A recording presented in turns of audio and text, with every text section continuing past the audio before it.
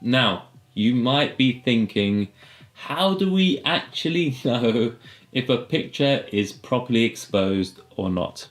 Well, you always want to go by the data and not just rely on what your eye thinks it can see. My secret tip for correct exposure is to use the brightness histogram, and this can be found on all digital cameras. The histogram is a graph that measures the brightness of our image.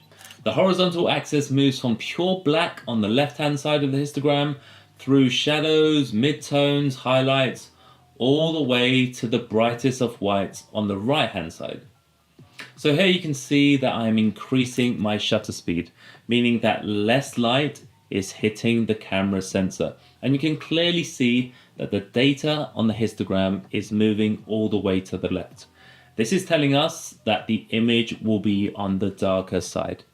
Now, if we make our shutter speed slower, allowing more light to enter our camera and hit the sensor, we can see that the data is now moving to the right-hand side, showing us that more light is hitting the camera sensor and that we will have a brighter image.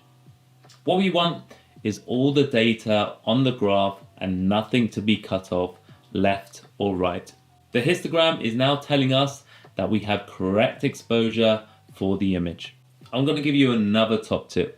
And this top tip is to never delete any of your photos when you're out there taking pictures. This is because you can and you will learn a lot from these images when you get back to the big screen. No matter how bad you think they might be, you will notice where you made mistakes and you can adjust for these mistakes next time you are out there taking photos.